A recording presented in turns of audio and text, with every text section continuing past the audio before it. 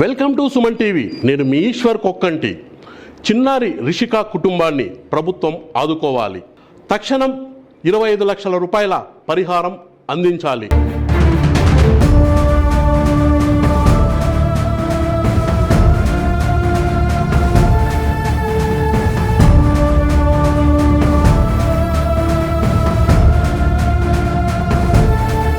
గంజాయిపై ఉక్కుపాదం మోపాలి. వైఎస్ఆర్ పార్టీ తరపున రిషిక కుటుంబాన్ని ఆదుకుంటాం.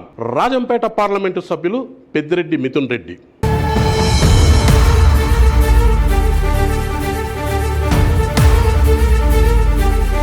రెండు రోజుల క్రితం మదనపల్లిలో చోటు చేసుకున్న రిషిక హత్య అత్యంత హేయమని, ఈ సంఘటనలో ప్రభుత్వం బాధిత కుటుంబాన్ని ఆదుకోవాలని రాజంపేట పార్లమెంటు సభ్యులు పెద్దిరెడ్డి మిథున్ రెడ్డి గారు స్పష్టం చేశారు.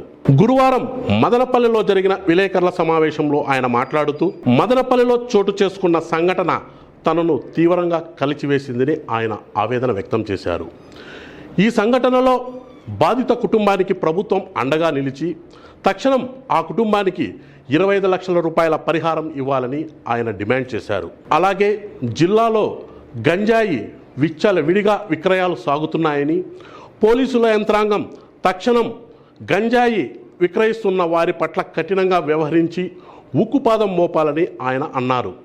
అలాగే వైఎస్ఆర్ కాంగ్రెస్ పార్టీ తరఫున రిషిక కుటుంబానికి తాము ఆర్థిక సాయం అందించనున్నట్లు ఆయన వెల్లడించారు. రిషిక ఉదంతంలో మదనపల్లిలో ఆందోళన చేపట్టిన నిరసనకారులపై పోలీసులు తప్పుడు కేసులు బనాయించారని, తక్షణం ఆ కేసులను ఉపసంహరించుకోవాలని ఆయన డిమాండ్ చేశారు.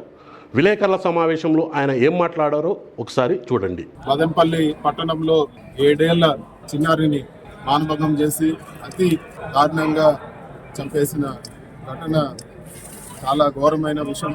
ముఖ్యంగా ఒక సంవత్సరం ముందే పక్క నియోజకవర్గంలో ఇదే విధంగా ఒక ఇన్సిడెంట్ జరిగింది. మళ్ళీ ఇప్పుడు ఇంకొక చిన్నారి పైన ఈరోజు అఘాయిత్యం చేసి చంపేయడం జరిగింది. నిందితుడు గంజాయి మత్తులో ఉన్నాడని చెప్పి, అదే విధంగా పూర్తిగా విచ్చలవిడిగా మద్యం సేవించి ఇలాంటి ఘాతకానికి పాల్పడ్డాడని చెప్పి పోలీసులు కానీ అధికార పార్టీ నాయకులు కానీ చెప్తారు. మరి మూల కారణం ఈరోజు ఈ గంజాయి విచ్చలవిడిగా ఇక్కడ దొరకడమే అని చెప్పి కూడా నేను తెలియజేస్తాను. గంజాయే కాదు, ఈరోజు ఇతరత్ర డ్రగ్స్ కూడా ఈరోజు అన్నమయ్య జిల్లాలోనే కాదు రాష్ట్ర వ్యాప్తంగా ఈ డ్రగ్స్ పైన కఠినమైన చర్యలు తీసుకోవాల్సిన అవసరం ఉంది. కేవలం నోటి మాటలు సరిపోవు, ఖచ్చితంగా వీటన్నిటిపైన చర్యలు తీసుకోవాలా.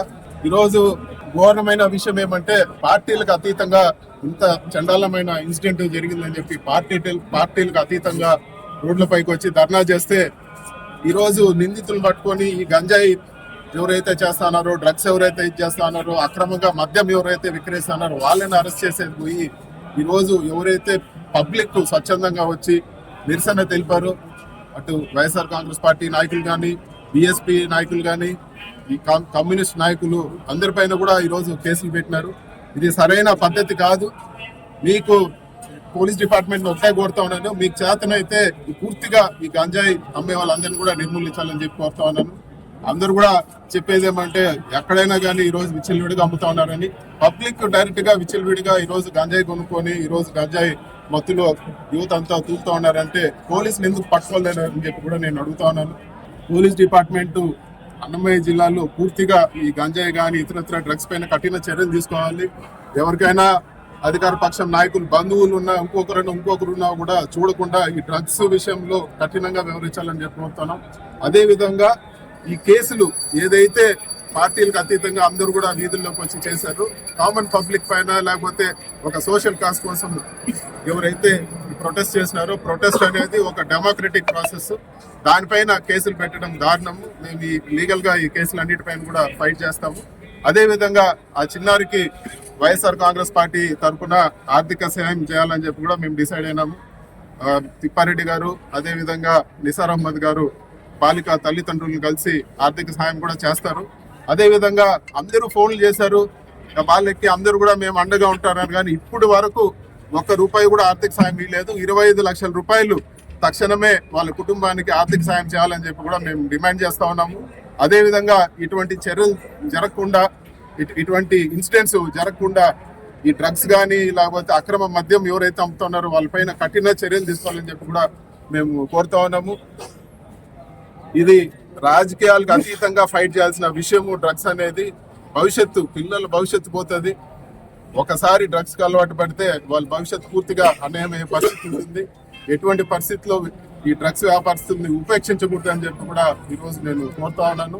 అదేవిధంగా ఈ బాలిక తల్లిదండ్రులకు తక్షణమే సాయం చేయాలి.